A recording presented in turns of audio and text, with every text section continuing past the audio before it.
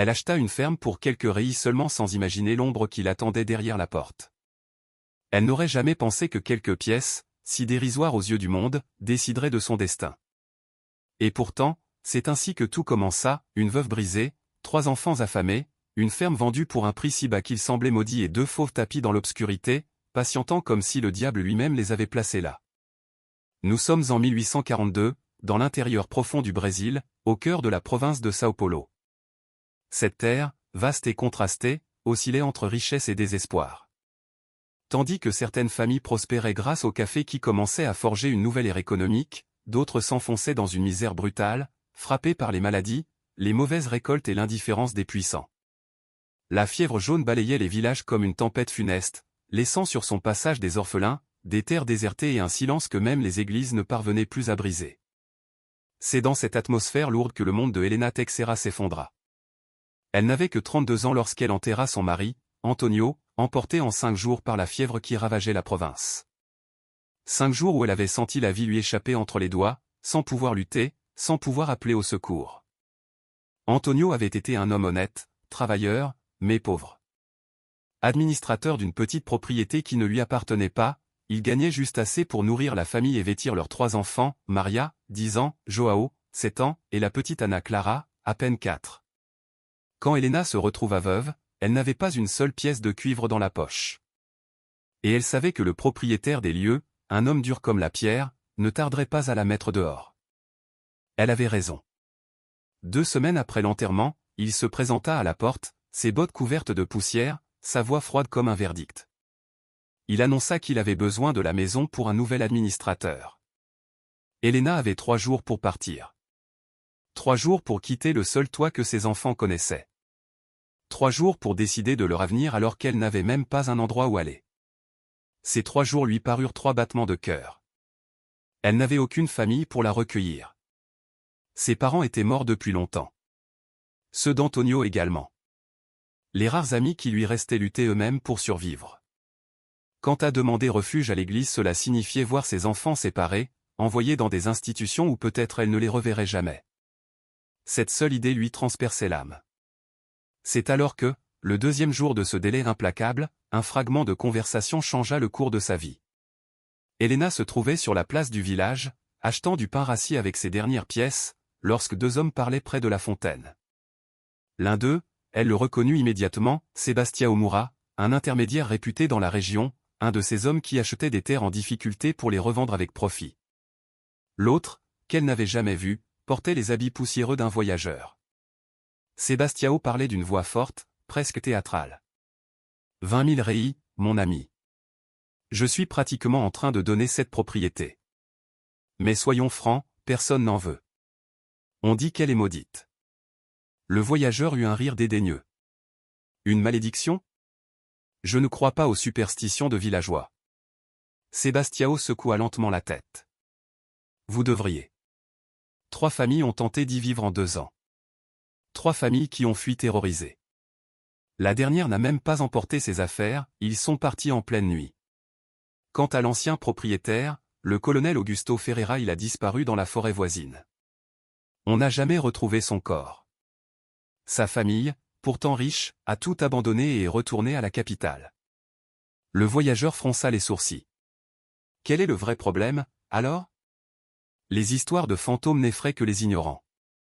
Cette fois, Sebastião baissa la voix, mais Helena était assez proche pour entendre chaque mot. Les fauves. 2 jaguars immenses rôdent dans la ferme. Ils attaquent tout ce qui s'y installe. Ils ont déjà tué des chevaux, des porcs, de la volaille. Les derniers habitants affirmaient les voir la nuit, leurs yeux brillant dans l'obscurité, tout près de la maison. Le voyageur pâlit et recula d'un pas. Vous essayez donc de me vendre une propriété infestée de jaguars? Sebastião leva les mains. Voilà pourquoi le prix est si bas. Une maison de pierre, un puits, un grand terrain fertile ailleurs, cela vaudrait au moins 200 000 reis. Si vous arrivez à régler le problème des fauves, vous aurez fait l'affaire du siècle. Mais l'homme secoua la tête et s'en alla, préférant garder la vie sauve. Helena resta figée, le pain contre sa poitrine. 20 000 reis. Et elle en possédait exactement 22 000, soigneusement enveloppés dans un vieux tissu sous son matelas. Le maigre trésor d'Antonio, épargné au fil des années, dans l'espoir un jour de posséder une terre, même minuscule. Un endroit qui leur appartiendrait. Un toit qu'on ne pourrait pas leur arracher. Mais des jaguars. Elena connaissait les histoires. Ces fauves étaient des chasseurs implacables, furtifs, rapides comme l'éclair et puissants au-delà de l'imaginable. Ils pouvaient peser plus de 100 kilos de muscles et de griffes. Face à eux, un être humain n'était presque rien. Pourtant, une autre peur, plus profonde encore, la hantait, voir ses enfants mourir de faim. Les voir dispersés, séparés, envoyés dans des maisons d'inconnus. Les imaginer mendier dans les rues. Non, jamais. Elle préférait affronter 1000 bêtes sauvages plutôt que d'endurer cela. Ce fut à cet instant précis qu'elle prit la décision qui allait sceller son destin. Elena marcha vers Sebastião d'un pas déterminé. Le marchand rangeait ses papiers dans une sacoche en cuir lorsqu'elle ose lui toucher le bras. « Monsieur Moura, dit-elle d'une voix qu'elle tenta de rendre ferme. J'ai entendu votre conversation. Je veux acheter la ferme. » Sebastião la regarda de haut en bas. Il vit le vêtement usé, les souliers à moitié percés, le visage marqué par la fatigue, mais aussi cette étincelle farouche dans ses yeux. « Vous avez entendu la partie sur les jaguars ? » J'ai tout entendu. Et malgré cela, vous voulez l'acheter ? Elena inspira profondément, ses mains tremblant légèrement. Je n'ai nulle part où aller. J'ai été expulsée. J'ai 3 enfants. Si le prix est vraiment 20 000 reis, je peux payer.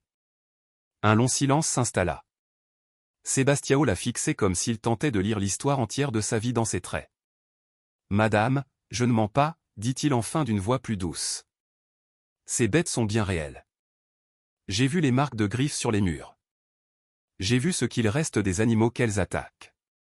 Elena le coupa, sa voix se brisant mais sa détermination intacte. Mes enfants mourront de faim si je n'ai pas de toit. Là-bas, au moins, j'aurai une maison. De la terre à cultiver. Je trouverai un moyen de affronter ces jaguars. Sebastião soupira longuement. Il n'était pas un homme cruel, seulement un homme d'affaires. Et une affaire restait une affaire. Pourtant, devant cette femme frêle et courageuse, il sentit quelque chose se fissurer en lui, le respect peut-être, ou la compassion, sentiment qu'il croyait oublier. Il referma sa sacoche, croisa les bras et déclara. « Très bien, madame. Si vous êtes certaine de vouloir ce lieu, la ferme est à vous. » Il ne savait pas, à cet instant, que cette décision ouvrirait la porte à une histoire si incroyable qu'elle serait racontée pendant des générations. Car ce que Elena trouverait dans cette propriété isolée serait bien plus terrifiant et bien plus extraordinaire que de bêtes sauvages. Et ce n'était que le début. Elena respirou fin d'eau de falar. Elle savait que sa décision changerait le destin de sa famille, mais elle ne pouvait plus revenir en arrière. Le vieil homme avait insisté, « Je ne mets pas cela sur ma conscience sans vous prévenir correctement. » Ces paroles résonnaient encore en elle, lourdes et sombres. Pourtant, il l'avait laissé partir avec les documents, concluant d'une voix grave, « Que Dieu vous protège, madame. » Cette nuit-là, Elena réunit ses 3 enfants autour de la petite table en bois de la cuisine. La lampe à huile projetait des ombres tremblantes sur les murs, comme si la maison elle-même retenait son souffle. Maria, l'aînée, une fillette de 10 ans au regard sérieux et trop lucide pour son âge, comprit aussitôt que quelque chose d'important se préparait. João, lui, s'amusait encore à tailler des formes imaginaires dans un morceau de bois, et Ana Clara faisait danser sa poupée de tissu élimé sans se douter du bouleversement imminent. « Mes enfants, commença Elena, choisissant soigneusement ses mots pour ne pas les effrayer. Demain matin, nous quitterons cette maison. Nous allons commencer une nouvelle vie. Nous aurons notre propre ferme. » Maria fronça les sourcils. Son esprit vif analysait tout. Notre propre ferme ? Mais, maman, comment est-ce possible ? Elena sentit son cœur se serrer. Avec l'argent que votre père avait économisé. Vous savez qu'il rêvait d'avoir une terre à lui. Aujourd'hui, nous allons réaliser ce rêve. À cette nouvelle, João laissa tomber son morceau de bois et se redressa, les yeux brillants d'enthousiasme. Une ferme ? On aura des chevaux ? Et des poules ? Elena tenta un sourire, mais la tension crispait encore les contours de son visage. Peut-être un jour, mon fils. Mais avant cela, vous devez comprendre quelque chose, l'endroit où nous allons est isolé. Très isolé. Et il peut y avoir des dangers. Maria se raidit. Quel danger? Elena hésita. Comment expliquer à des enfants l'existence de fauves prêts à bondir sur tout ce qui bouge? Comment les préparer sans les briser? Finalement, elle souffla. Des animaux sauvages. Cette région en abrite, et certains peuvent être dangereux. Voilà pourquoi vous devrez être prudent. Ne sortez jamais seul. Obéissez-moi toujours, quoi qu'il arrive. C'est compris? Maria acquiesça, même si Elena voyait la peur grandir peu à peu dans ses yeux. Joao, du haut de ses 7 ans, semblait plus excité qu'inquiet. Quant à Ana Clara, elle restait absorbée par sa poupée, étrangère à la gravité du moment. Elena posa les mains sur la table, comme pour s'ancrer. Tout ira bien, mes petits. Nous serons ensemble. Et tant que nous restons unis, nous survivrons. C'est tout ce qui compte. Le lendemain, Elena remit les 20 000 reis à Sébastien Omura, qui lui donna en échange un document de propriété rédigé à la main, scellé de tampons officiels. Il lui offrit également une vieille charrette et un cheval fatigué, ajoutant que cela faisait partie de la transaction. Puis il lui expliqua longuement comment atteindre la ferme. Vous devrez voyager 3 heures vers l'ouest. La route est bonne jusqu'à la bifurcation du fleuve. Ensuite ce n'est plus vraiment une route. Une simple piste de terre. La maison se trouve dans une clairière, entourée de forêts denses. Vous ne pouvez pas la manquer, c'est la seule bâtisse en pierre de toute la région. Après l'avoir remercié, Elena hissa les 3 enfants dans la charrette. Tout ce qu'ils possédaient tenait dans 3 malles usées et quelques sacs de tissus, vêtements, casseroles, couvertures, et les rares effets personnels d'Antonio qu'elle n'avait pas eu la force de vendre. L'essentiel pour recommencer une vie. La route fut ardue. Le soleil de midi frappait leur peau, et les enfants souffraient de la chaleur et de la soif. Elena s'arrêtait régulièrement pour leur offrir quelques gorgées d'eau du cantil que Sebastião lui avait confié. Peu à peu, la végétation changeait, les plaines dégagées cédaient la place à des arbres hauts, à une forêt épaisse qui semblait se refermer sur eux. Quand ils atteignirent la bifurcation du fleuve, Elena sentit un frisson glacial lui parcourir la nuque. Le chemin qui s'enfonçait dans la forêt formait un long couloir d'ombre, les branches s'entremêlaient au-dessus d'eux, créant un tunnel vert où la lumière peinait à entrer. C'était beau, mais inquiétant, comme si quelque chose, à chaque instant, pouvait se dissimuler derrière un feuillage sombre. « Maman, il fait noir là-dedans » murmura Ana Clara, se serrant contre elle. « Ce n'est que l'ombre des arbres, mon amour. Nous sommes presque arrivés. » Elle tenta de masquer le malaise qui lui nouait le ventre, cette sensation diffuse d'être observée, suivie, épiée par des yeux invisibles. Enfin, après une dernière montée, le chemin déboucha dans une clairière. La ferme. Elena demeura immobile, stupéfaite. Devant eux se dressait une maison en pierre, solide, aux murs épais et aux toits de tuiles rouges. 2 fenêtres donnaient sur l'extérieur, et une porte massive en bois semblait les inviter ou les mettre en garde. À côté, un petit hangar en bois tenait encore debout malgré les années. Un puits couvert se trouvait au centre de la cour, entouré d'herbes hautes. Plus loin, l'on devinait les anciennes terres cultivées, désormais envahies par les broussailles. Et tout autour une muraille de forêt impénétrable. C'était magnifique. Et terrifiant. Elena descendit de la charrette et aida les enfants à poser pied à terre. Un silence étrange enveloppait la clairière. Pas un chant d'oiseaux, pas un bruissement dans les arbres. Rien que le souffle du vent. « Restez près de moi » ordonna-t-elle, serrant Ana Clara dans ses bras. Elle s'approcha de la porte et poussa. Le bois grinça longuement, dévoilant l'intérieur. Une odeur de renfermé et de poussière l'enveloppa aussitôt. Les meubles étaient recouverts de grands draps grisâtres. Une table massive trônait au centre de la pièce principale, entourée de chaises. Dans la cuisine attenante, des casseroles étaient encore suspendues au crochet, comme si les anciens habitants avaient fui précipitamment. Maria entra à son tour et s'arrêta net. « Maman regarde la paroi. » Elena pivota, et son sang se glaça. Des marques. 4 longues entailles parallèles creusées profondément dans le bois. Des traces de griffes. Et pas de petites griffes. Ce n'est probablement qu'un animal entré pendant l'abandon de la maison, dit-elle d'une voix qu'elle ne reconnaissait pas elle-même.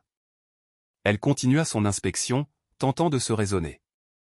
Les 2 petites chambres au fond paraissaient intactes, sauf une, sur le cadre de la fenêtre, d'autres griffures, comme si quelque chose avait tenté de forcer l'entrée. Elena ravala sa peur et n'en dit rien aux enfants. Ils passèrent le reste de la journée à remettre la maison en ordre, à enlever les draps, à ouvrir les fenêtres, à balayer la poussière. Ils découvrirent même quelques provisions oubliées, de la viande séchée, un sac de farine de manioc étonnamment bien conservé.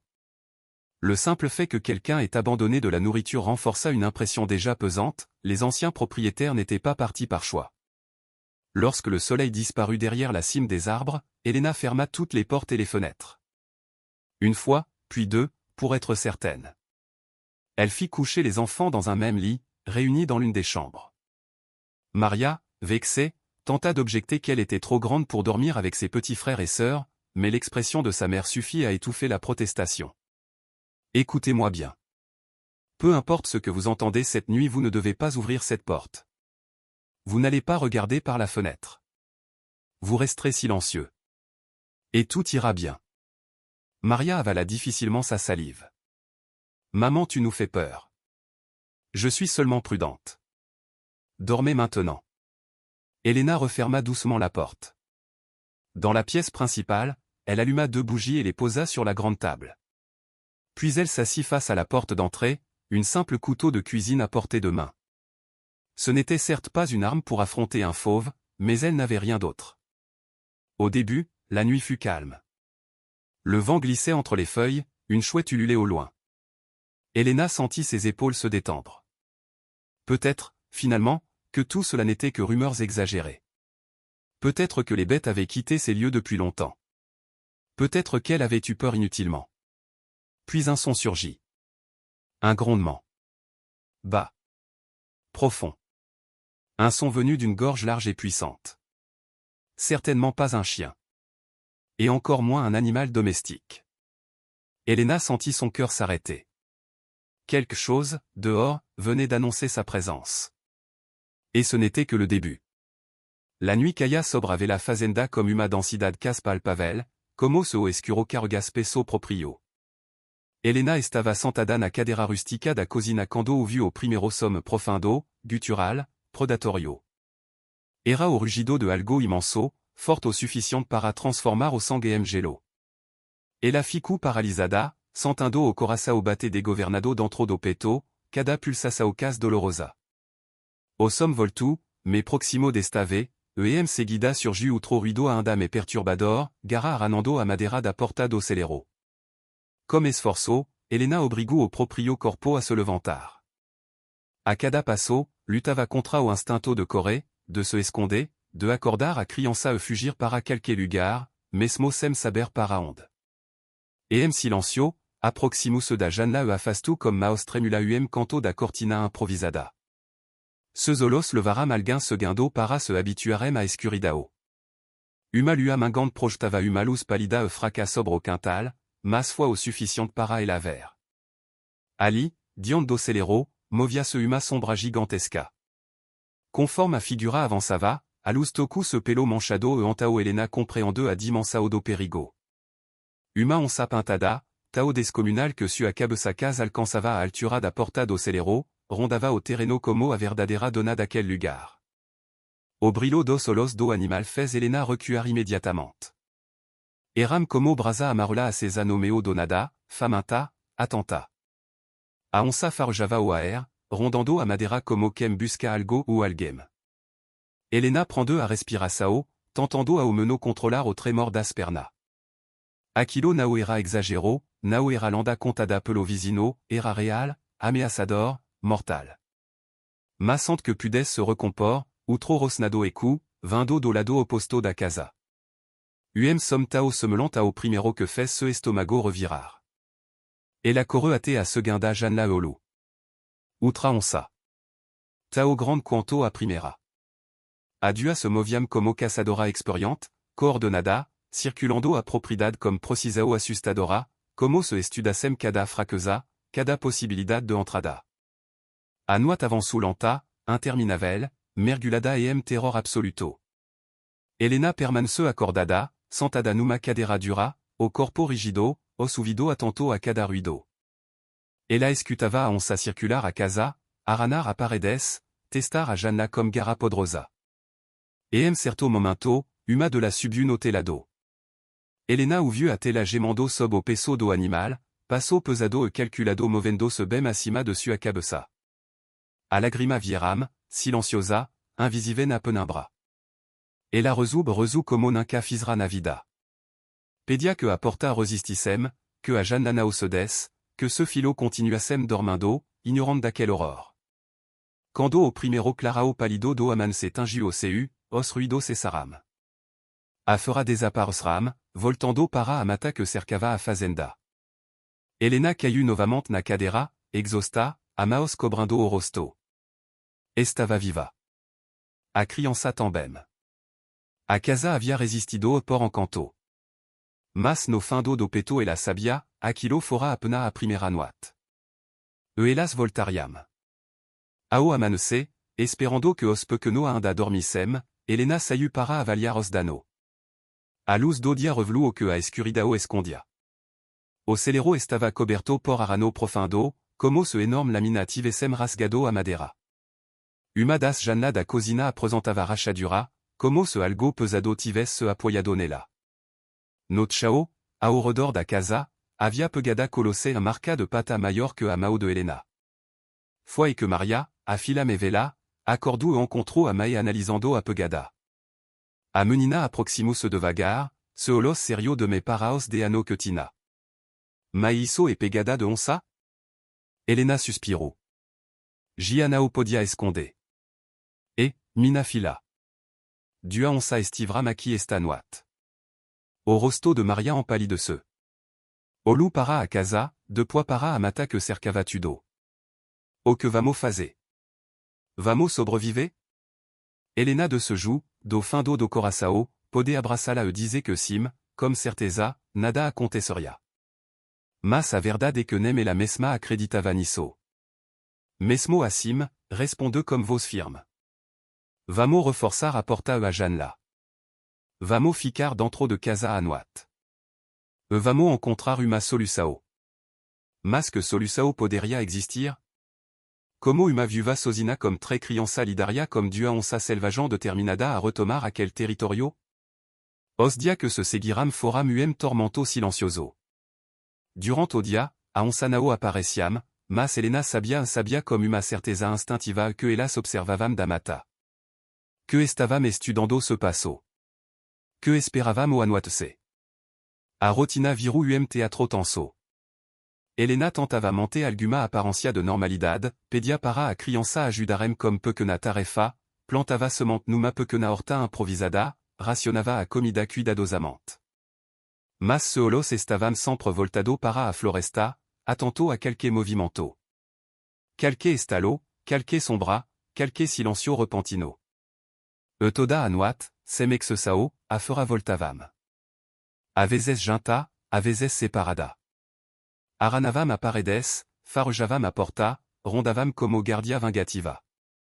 Até que, numa madrugada especialmente sombria, estrondo abalou o silencio. Uma das onça havia derrubado a porta do celero. Helena ouviu o barulho de objeto quando, madeira quebrando, saco rasgando. A fora permaneceu lá dentro a noite inteira, como se estivesse marcando territorio, reivindicando aquilo que algum dia fora seu. De mana, Helena encontrou o celero devastado. Ferramenta jogada, saco de graus destruído, uma vela se la reduzida atira. A través de uma fenda entre a tabua, duaolos amarelo brillavam na escuridão, fixo nela. A onça estava presa tina entrado quando a porta caiu, como o vento da madrugada, a madeira rompe de novo, fechando a saída. Por instant cruel, pensamento surgiu na mente de Helena, poderia trancá-la ali para sempre. Prende o animal. Dexa el o moré de fome. Era terrivel mas seria uma chance de protéger ce filo. Mas que ela pudesse decidir, algo inesperado aconteceu. De dentro do celero, a onça emitiu som diferente na o rosnado, mas chamado, lamento prolongado que ecupe la clarera. Da mata dança, veo a resposta, o chamado da segunda onça. Adua eram par. Companera. A que estava presa na o chamava comme reva, mas comme angustia. Havia dor naquel lamento. Havia intelligência. Havia laço. Foi nesse instant que Helena ouviu passo atrás de si. Et là se virou brusquement, au Corasao disparando. Uemo même surgia da trila que le vava amata. Era alto, de ombro largo, apparentava un 45 anno. No rosto marcado por cicatriz antiga, uma de la descendo da sobrancelha esquerda ate o quexo, avia uma expressao seria, cas solene. Sua rupa eram simple, gasta, mas limpa, sua bota, coberta de poeira da montana. Os olhos castano eram profundo e carregavam peso silencioso. Senora e disse-le, comme vos grave tranquilla. A senora como tu ero comprando esta propriedade. Por reflexo, Helena apertu a faca que escondia nas pregada sea. Quem é o senor? Vicente Cardoso. Moro nas montana, a algum quilômetro daqui. Ele apontu para o celero. Uvi o chamado. Uma de la esta presa. Helena arregalu os olhos. Como o senor sabe disso? O senor conhece essa onça? Vicente caminu ate o celero, estudando a porta quebrada, a marca de garra, os son vindo de dentro. Trovao o murmuro ele. A femia maior. Sombra deve estar na mata esperando. Helena nao conseguia acreditar. O senor conhece mesmo esse anime? Ele se virou para ela, o olhar firme. Conheço. Nasram aqui. O antigo dono da propriedade, o coronel Augusto Ferreira, a criu deste filote. Eram domesticada ou pelo meno, tao domesticada quanto uma onça pode ser. Mas ele a maltratava. Bacia ne la cando nao obedeciam. Acorantava apordia sem comida para ensinalas a respetar. Helena sentiu o estomago revirar. O que acontece? Vicente tocu a cicatriz do proprio rosto. Hélas se defendram. O coronel desapareceu na mata. Nunca encontraram o corpo. Mas u sei o que houve. A onça que ele torturou por ano finalmente revidaram. Uem arrepio percorreu a costa de Helena. Vicente continuou. Estu aqui porc devo uma dívida ao sepe.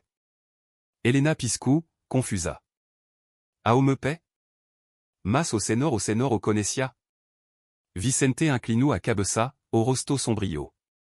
Conheci. O que vous le contar agora ve mudar tudo o que a senora pensa sobre esta terra. Helena ficu imóvel, como se o tchao tives fugido sob sepe. Comment ça? Vous connaissiez mon père? Le vieil homme inspira lentement, ses yeux sombres chargés d'un poids ancien.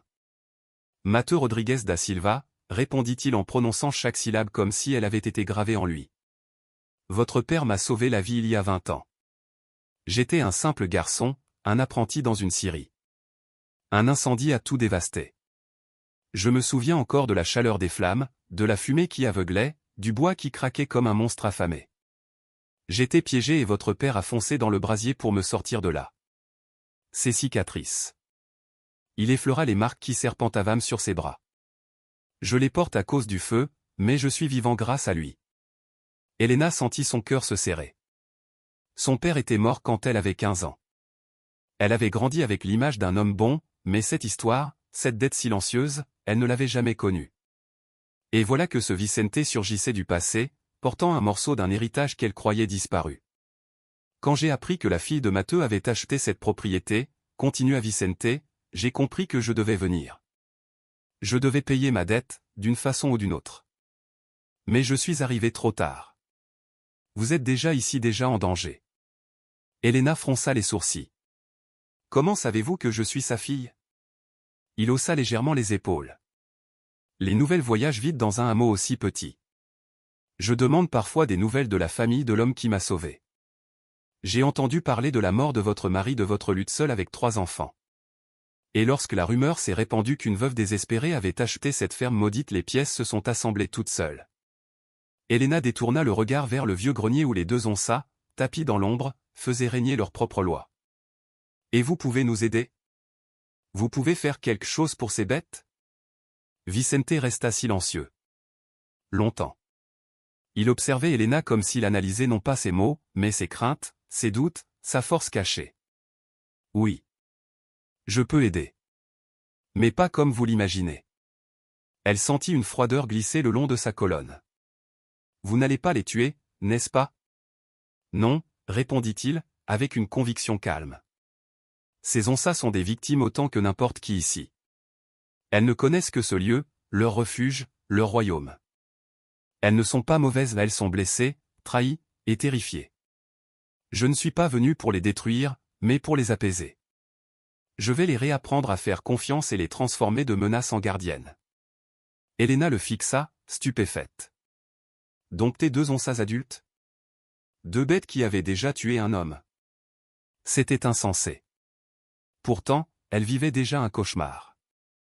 Et parfois, la folie semblait plus rassurante que la réalité. Très bien, murmura-t-elle enfin. Mais mes enfants resteront enfermés dans la maison pendant que vous ferez ce que vous avez à faire. C'est le mieux, admit Vicente. Et vous devriez faire de même. Ce que je vais tenter est dangereux. Si je me trompe. Il ne termina pas sa phrase. Il n'en avait pas besoin. Elena coupa court aux questions de Maria, ignora les protestations, enferma ses 3 enfants dans la pièce la plus éloignée du grenier. Peu importe ce que vous entendez, dit-elle d'un ton ferme. Ne sortez sous aucun prétexte. Puis elle retourna dans la salle principale, se posta près de la fenêtre et observa. Vicente avançait vers le grenier avec une lenteur presque cérémonielle. Il ne dégageait ni peur ni témérité, mais une forme de respect grave. Arrivé devant la porte brisée, il parla d'une voix claire qui vibrait dans l'air comme une prière. « Trovao, tout va bien, ma grande. Je sais que tu as peur. Je sais que tu te sens piégée. » Un grondement sourd monta de l'intérieur. Elena sentit sa gorge se serrer. Vicente ne recula pas. « Tu te souviens de moi? Quand tu étais encore un petit souffle de vie, je t'apportais de la nourriture. Avant que le colonel ne devienne cruel. Tu te souviens? De l'homme qui te laissait jouer avec son bras dans la clairière? » Le grondement changea. Moins agressif. Plus troublé. « Je vais ouvrir la porte. Je ne te ferai pas de mal. Tu pourras sortir, retrouver son bras. Mais il faut me faire confiance. » Il saisit la porte, l'arracha d'un coup sec. Un vide béant s'ouvrit. Pendant un instant insupportable, rien ne bougea. Puis, une masse sombre apparut dans l'encadrement. Elena sentit son souffle s'éteindre. La bête était immense, presque 2 mètres de muscles et de puissance pure, un manteau de rosette noire sur un or somptueux. Ses yeux jaunes, 2 braises vivantes, se fixèrent sur Vicente. Il ne broncha pas. « Tu n'es plus maltraité, murmura-t-il. Je ne suis pas ton ennemi. Mais tu ne peux plus attaquer les humains. Surtout pas les enfants. » La Onsa fit un pas. Puis un autre. Elena voyait dans ses mouvements l'hésitation primitive entre la mémoire du mal et le souvenir de la douceur. Alors, Vicente fit quelque chose d'incompréhensible. Il s'accroupit lentement, se rendant plus petit qu'elle. Position soumise. Pas un geste agressif. Mais ses yeux restaient ancrés dans ceux de la bête. Ici, tu es la reine, Trovao. Et je respecte cela. Mais tu peux être une reine qui protège, pas une reine qui détruit. La Onsa inclina légèrement la tête. Elle s'avança encore. À présent, elle pourrait l'abattre d'un seul coup de patte. Vicente leva la main. Lentement. Paume ouverte. Offre silencieuse. Trovao renifla. Son museau effleura ses doigts. Le monde sembla s'arrêter. Pendant quelques secondes suspendues, il n'y avait plus un homme et une bête, seulement 2 êtres partagés à la lisière de la confiance. Puis Trovao recula, pivota et s'élança vers la forêt. Avant de disparaître, elle jeta un dernier regard par-dessus son épaule. Ce n'était plus un avertissement. C'était une reconnaissance. Vicente resta immobile, puis revint vers la maison. Elena remarqua que ses mains tremblaient légèrement. Ce n'était que la première étape, dit-il en arrivant près de la porte. Elle s'est souvenue de moi. C'est une bonne chose.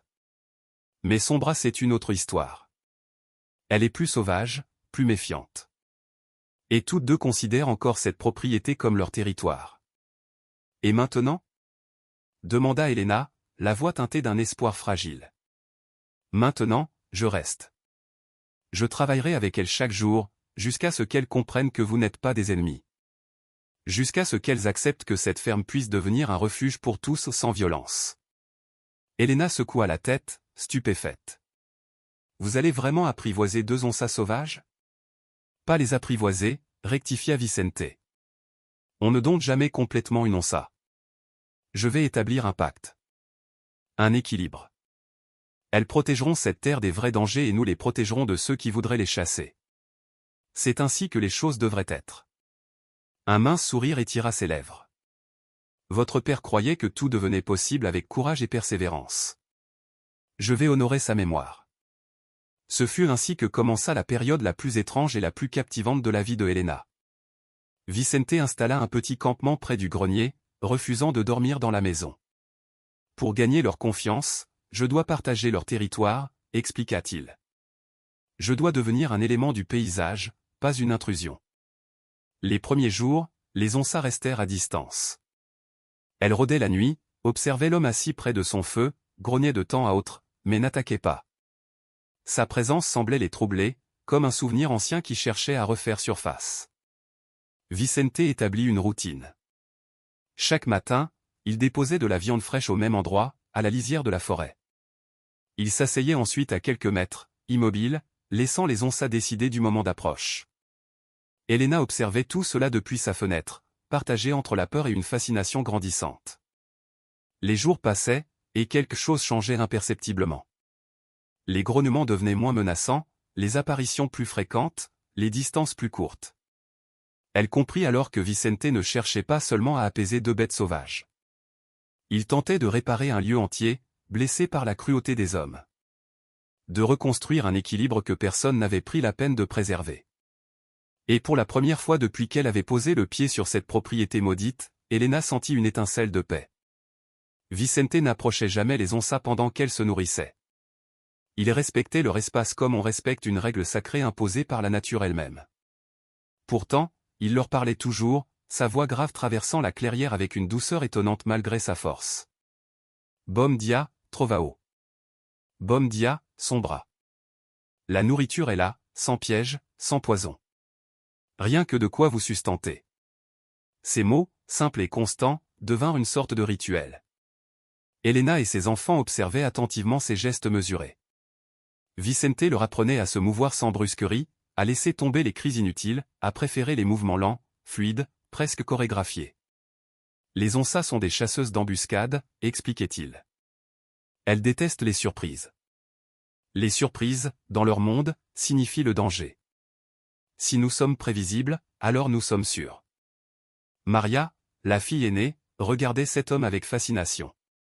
Elle posait 1000 questions, comment les onças pensaient, comment la forêt parlait à travers elles, comment on pouvait comprendre leurs limites invisibles. Joao, plus espiègle, imitait la voix grave de Vicente quand celui-ci saluait les félins. Quant à Ana Clara, la plus petite, elle avait peur, mais une peur teintée de curiosité. Elle observait les animaux à travers les fentes des volets, comme si elle scrutait un monde interdit. Une semaine plus tard, Vicente passa à une étape plus délicate. Il commença à se rapprocher, centimètre après centimètre, des lieux où les onças se reposaient pendant le jour. Jamais frontalement, toujours en diagonale, par des approches obliques et respectueuses. Les félins toléraient ces incursions mesurées tant qu'ils ne franchissaient pas certaines lignes invisibles, comme si un pacte silencieux s'établissait entre eux. C'est une danse, expliqua-t-il à Elena. Ce sont elles qui fixent les limites. Moi, je me contente de les respecter. Mais chaque jour, ces limites deviennent un peu moins rigides. Elena, pourtant, n'avait pas l'éternité devant elle. La nourriture se raréfiait. Les quelques pièces restantes de l'argent qu'elle avait utilisé pour acheter la propriété suffisaient à peine pour survivre. Elle devait pouvoir labourer la terre, planter, récolter. Et cela était impossible avec 2 prédateurs rôdant autour de la maison comme des ombres vivantes. Comme s'il avait perçu son angoisse, Vicente prit alors une décision audacieuse. À la 2e semaine, il tenta quelque chose de risqué, il commença à attirer les onças plus près de la maison. Il déposa d'abord des morceaux de viande entre les arbres, formant une sorte de chemin menant à la clairière. Les félins suivirent la piste avec circonspection, muscles bandés, oreilles en alerte, mais ils suivirent. Puis Vicente s'assit près de ce chemin de nourriture. Immobile. Ne cherchant jamais à les toucher. Simplement présent. Les onças passaient à quelques mètres, saisissaient un morceau de viande, parfois le déchiquetaient sur place, mais ne l'attaquaient jamais. Elles apprenaient. Elles comprenaient que cet humain-là, avec sa voix calme et son odeur maintenant familière, ne représentait pas une menace. Un matin, il annonça que l'heure décisive était venue. « Elena, il faut que vous sortiez avec moi. Elles doivent vous voir. Elles doivent comprendre que vous aussi, vous faites partie de ce territoire. Que vous êtes sûr. » Elena sentit son sang se glacer. Chaque fibre de son être lui criait de rester à l'intérieur de la maison de pierre, derrière ses murs épais. Mais elle avait choisi de faire confiance à cet homme mystérieux, couvert de cicatrices, qui semblait connaître les Onças mieux que quiconque. Ils sortirent à l'aube, moment où les félins, après une nuit de chasse, étaient plus calmes. Vicente plaça Elena légèrement derrière lui, la protégeant de son corps robuste. Trovao était couchée à l'ombre d'un grand arbre, à 20 mètres de là. Ses yeux s'ouvrirent lorsqu'elle perçut le mouvement. Elle se redressa à peine, attentive, mais pas agressive. « Bom dia, Trovao » dit Vicente d'un ton familier. « Voici Elena, la nouvelle donna da casa. Elle n'est pas une menace.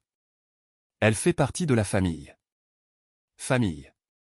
Le mot résonna dans l'air comme une étrange offrande adressée aux fauves. Trovao observa longuement. Puis, à la surprise d'Elena, ferma les yeux et se rallongea. Une approbation silencieuse. Une acceptation, fragile mais réelle. Les jours suivants, Elena sortit davantage, toujours accompagnée de Vicente. Les Onças, avec le temps, cessèrent de réagir à sa présence. Elle devint, comme Vicente, un élément habituel du paysage, non plus une intrusion. 3 semaines après leur arrivée, Vicente annonça l'épreuve la plus redoutée. « Il faut que les enfants sortent. » Elena se figea. « Non. Jamais. Je n'exposerai pas mes enfants à ces bêtes. » Vicente demeura calme. « Si les Onças ne les acceptent pas, vous serez prisonnier de cette maison. Pour toujours.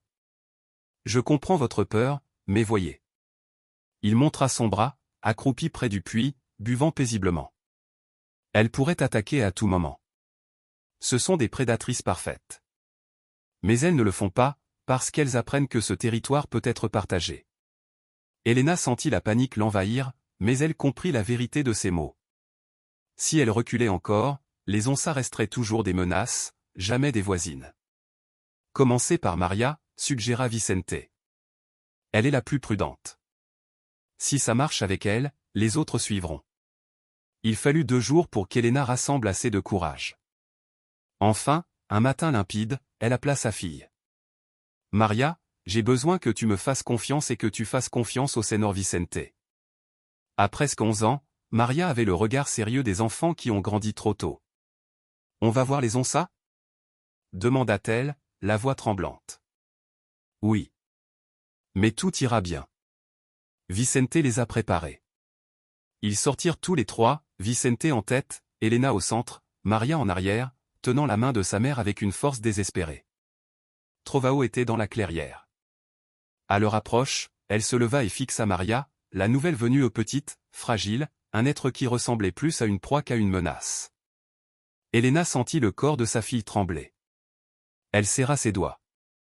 Trovao, appela Vicente. Voici une autre personne de la famille. Une enfant sous protection. La Onça avança lentement, chaque pas silencieux comme une ombre vivante. Elena voulut fuir, mais se força à rester immobile. À 5 mètres d'eux, Trovao s'arrêta. Elle eut mal l'air, scrutant Maria. La fillette laissa échapper un souffle tremblant. « Elle est belle » murmura-t-elle. Vicente eut un petit rire. « Oui, très belle. Et incroyablement intelligente. Elle comprend plus qu'on ne le croit. » Après quelques secondes interminables, Trovao se coucha, adoptant une posture pacifique. L'épreuve était réussie. Maria avait été acceptée. Vint ensuite Joao, émerveillé plus qu'effrayé, cherchant à s'approcher trop près au goût de Vicente, qui dut le retenir plusieurs fois. Puis Ana Clara, 4 ans à peine, regarda les félins gigantesques et déclara simplement. « Grand minou. » Cette fois, Vicente éclata d'un rire franc, presque libérateur. Oui, d'énormes minous. Les mois passèrent. L'automne 1842 céda au premier vent froid de l'hiver. Une routine nouvelle s'installa à la ferme. Elena et les enfants apprirent à vivre dans une sorte d'harmonie prudente avec les fauves. Vicente, lui, devint indispensable. Il réparait le toit, reconstruisait le grenier, aidait à agrandir le potager. Peu à peu, il passa même à dormir dans la maison, dans une pièce à part. Entre lui et Elena se tissa un respect profond, solide comme une racine ancienne. Pas encore de romance, pas vraiment. Mais une véritable alliance. Deux survivants, deux âmes cabossées apprenant à faire confiance à nouveau, comme les Onça le faisaient elles aussi. Et les Onça elles changèrent tout. Trovao et Sombra cessèrent d'être des menaces et devinrent des silhouettes familières, presque rassurantes. Elles dormaient près de la maison durant les heures chaudes, chassaient la nuit, mais revenaient toujours à l'aube. Vicente continua de les nourrir par moments, mais rapidement ils comprirent que ce n'était plus nécessaire. Elles restaient par choix, non par faim. La maison autrefois maudite devint un territoire partagé, un lieu où humains et prédateurs apprirent, pas à pas, à survivre ensemble. Les Onças, ces jaguars immenses et silencieux, continuaient de chasser leur propre proie. La nourriture que Vicente leur offrait n'avait jamais sido pensé pour Domalas, mas paramonté au vinculo cas et spirituel que havia surgido entre la familia de Helena. Porém, dia, algo aconte ce que ultrapasava quelque explicação racional. Maria estava na horta, ajoelhada entre a folha humida ao amanhecer, colando verdura comme a serenidade de quem gia apprendra a ouvir a terra. De repente, movimento rapido, sinuoso, cas imperceptivel ao solos humano, fez ce coração congelar. Uma cobra coral surgiu entre a planta, a cor viva de ce corpo anunciando perigo mortal. Era o tipo de ameaça contra a qual nao havia grito, nem tempo de correr. Massante que a menina pudes ce que respirar, sombra a onça silenciosa, agile como sopro de vento emergiu do nada. Nom salto fluido e veloz de me para calque humano accompanar, et la deferiu uma unica patada. Precisa. Létal. A cobra caiu sem vida diante dos pe de Maria. A menina permaneceu imóvel, os solos arregalado, o corpo inteiro tremendo.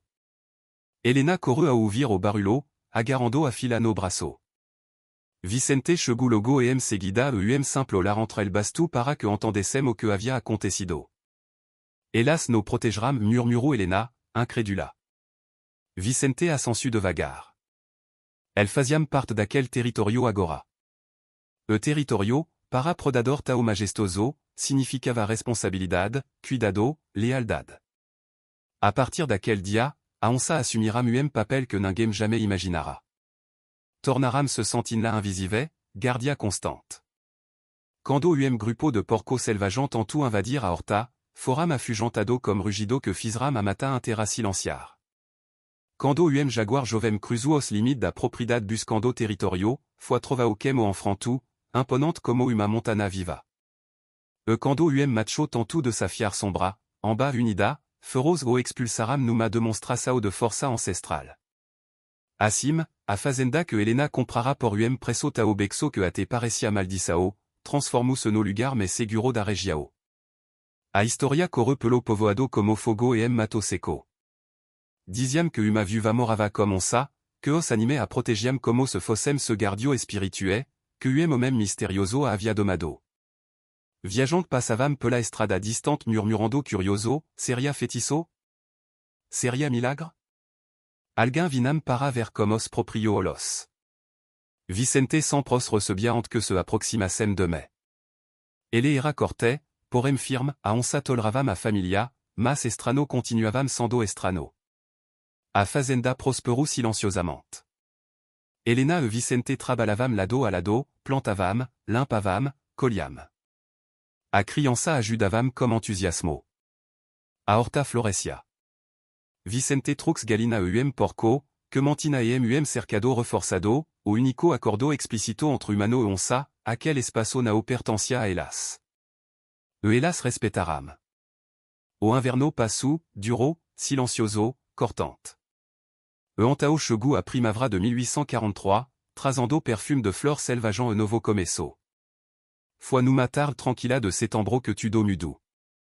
Tre homem surgiram na entrada da fazenda. Bandolero. Isso era evidente pelo cheiro de desordem, pela roupa rasgada, pela faca presa ao cinto e pelo rifle velo carregado sem cuidado. Nao vinam da villa, vinam da estrada, ondale raramente alcançava. Elena estava diante da casa quando os viu. A criança brincavam dentro. Vicente havia ido buscar semente na villa. Ela estava sozinha. Boa tarde, senhora disse Olide, como sorriso falso, que não alcançava os solos. Bonita propriedade deve valer algo. Helena reconche-se au perigo. Suavos permanece firme, mas o coração bacia descompassado. Posso ajudalos? Estamos cansado mentu o même. Queremos o pouco de comida. Lugar para descansar. Mas ela via nos olos de les, nao buscavam hospitalidade. Observavam a casa, calculavam seda, avaliavam o que poderiam tomar. Nao teno comida extra. Continuem ce camino. O sorriso do l'idée morreu instantanéamente. Nao foi pedido, senora. Ostre avançaram. De lesgia sacava a faca. Helena recu dire sao a porta e gritu. Maria. Tranque a porta. Nao sea. O riso dos omen ecu. Mas nao terminu. Porc trovao, silenciosa como reo noturno, surgiu ao lado da casa. Uma massa de musculo, pode e furia contida. Ela nao rugiu. Nao avisu. Apena atacu. O primero bandolero foi derrubado como uma patada tao devastadora que teria matado bois. O même caiu, atordoado, sangrando. Os outro congelaram de terror. Mas era tarde. Sombragia estava atrás de les, surgida como fantasmada mata. Adieu on sa posicionaram se diante de Helena, protegendo-a comme ce corpo immenso. Os rosnado que ecoaram seguida eram profundo, sombrio, primordier a advertencia que nenom ser humano poderia ignorar. Vao emboral dis Helena, a vos firma apesar do medo. Agora. Ou elas matam você. Os doa omen restant puxaram o colga ferido e recuaram tropesando, desesperado. Bruxa. Gritu de les. Bruxa comme demonio. Vao. Repetu Helena. El fugiram pe la trila, corando como se o proprio diaboos perseguis. A onsa naos seguiram. Permanecram ao lado de Helena até que desaparecram de vista. Foi antao que trovao se aproximu, devagar. Helena, pe la primera vez, estando a mao. Toco a cabeça enorme daquel animal magnifico. O pelo era aspero, cant, real. Vivo. Obrigada ne sussurro ela. Obrigada por no protéger. Quando Vicente voltu aura de poids, ou viu tudo silencio. Observo a marca no chao, o sang seco, apegada apressada. El nao voltarao a dis. Espalarao a historia. Ninguém me usará tocar nesta fazenda. Estava certo. A landa da viuva protegida por onsa ganu força. Alguém acreditavam que Helena era feiticeira. Outro que Vicente tinha pacto como espírito da floresta. Mas todo concordava algo, ac la fazenda era intocável. Meses de paz se seguiram. A vida retomou ce ritmo suave. Helena e Vicente se aproximavam dia após dia. Nao havia declaraço grandiosa, apena gesto silencioso, dividir ferramenta, trabalhar lado a lado, cuidar das crianças junto. Des gesto nace algo profundo afeto sereno, maduro, feto de confiança. A criança também cresciam livre forte. Maria, comme ce 11 anno, gia aprendia tarefa complexa. Joao, ao suite, seguia Vicente como uma sombra, absorvando cada lição. Ana Clara, pequena, gia nao temia a onça.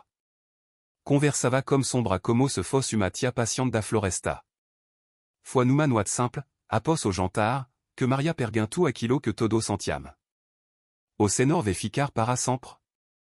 Vicente olhou para Helena, ela sustentou o olhar. Meses de silencio se fizeram resposta. Se suama e permitir disse ele suavemente gostaria muito de ficar.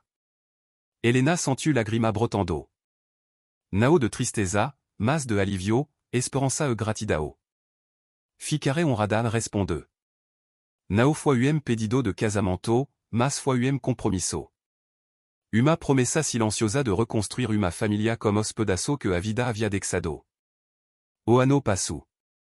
Até que, dia, algo extraordinario novamente mudou tudo. Trovao desapareceu durante 3 dias. Sombraron dava inquieta, chamando-a. Vicente ficava cada vez mais preocupado. Onça não abandonam territorio sem motivo. No terceiro dia, trovao voltu. Mas não estava sozinha. Tre filot tropego caminava matradela, manchina ainda mal definida, olos recem aberto. Criatura pequena, fragile, mas herdera de uma força ancestral. Helena levou a mão à boca, emocionada. Ela trouxe os filot para se para onde se sente segura. Era o sinal me claro de todo. A fazenda não era apenas territorio. Era lar. Trovao mantina os filot perto, mas permitia que a família observasse de longe. A criança acompanhava fascinada a brincadeira, a primeira tentativa de caça, a queda atrapalada. Vicente estableço limite. Nunca toquem no filot. Nunca se aproximem de me.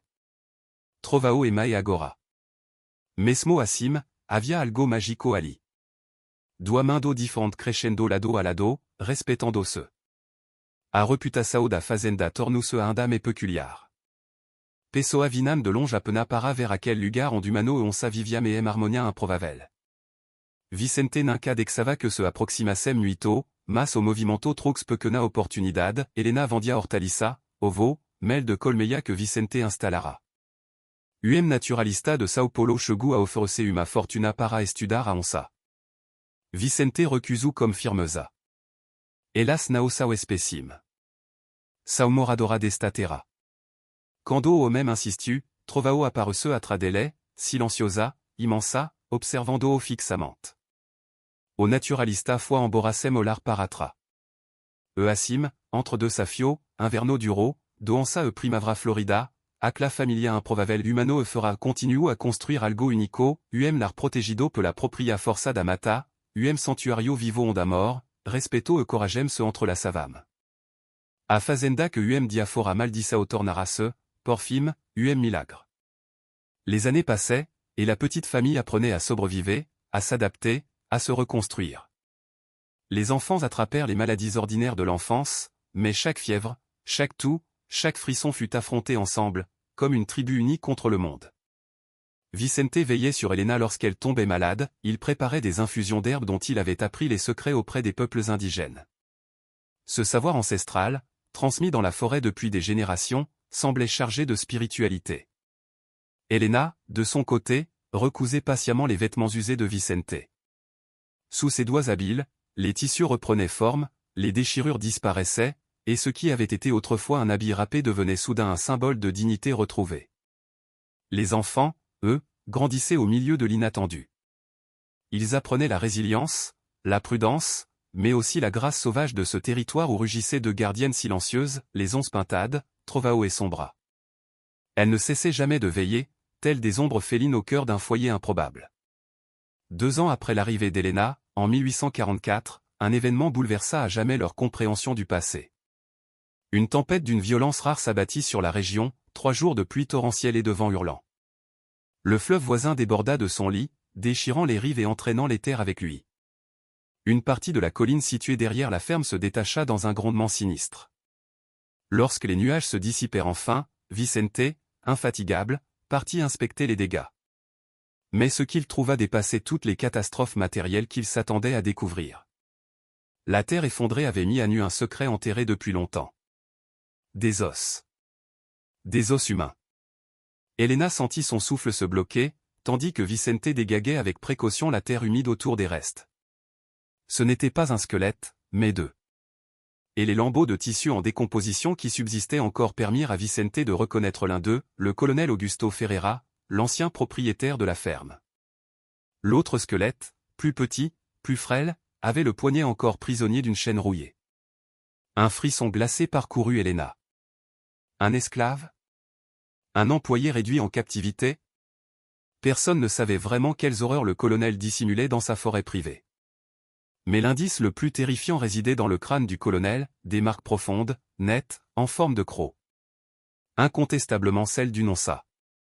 Vicente leva les yeux vers Trovao, qui se reposait un peu plus loin avec ses jeunes.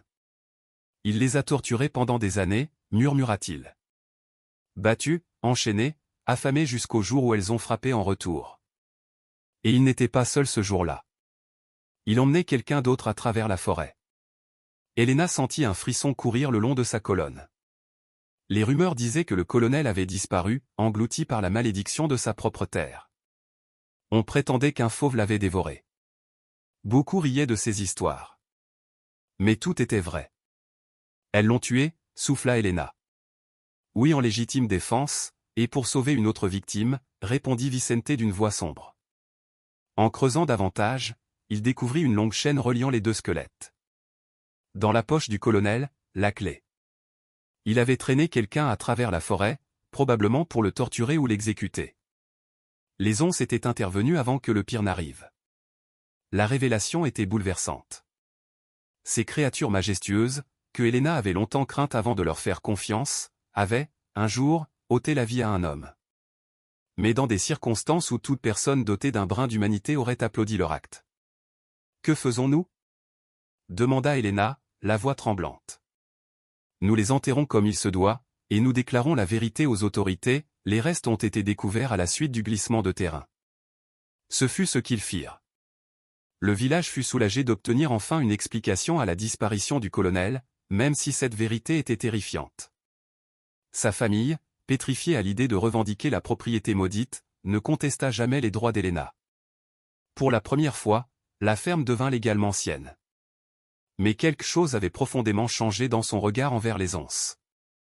Elles n'étaient plus seulement des animaux sauvages domptés par patience et persévérance. Elles avaient été les instruments d'une justice primitive, instinctive, mais d'une justesse implacable. Elles avaient sauvé une vie au prix d'une autre. Un soir, assis sur la véranda après que les enfants se furent endormis, Vicente observa Elena longuement.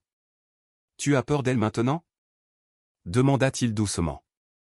Elle prit le temps de réfléchir.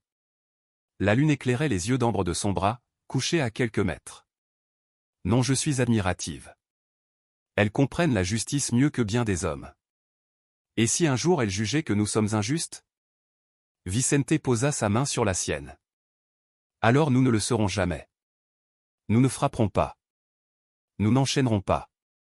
Nous respecterons, comme toujours. » Les années s'écoulèrent. Maria devint une jeune femme brillante de 15 ans, forte et déterminée. Joao, à 12 ans seulement, travaillait déjà comme un adulte dans les champs. Ana Clara, 9 ans, semblait dotée d'un don presque magique pour comprendre les animaux. La ferme, autrefois menaçante, prospérait désormais. Ils n'étaient pas riches, mais ils vivaient dans l'abondance essentielle, nourriture, toit, sécurité, dignité.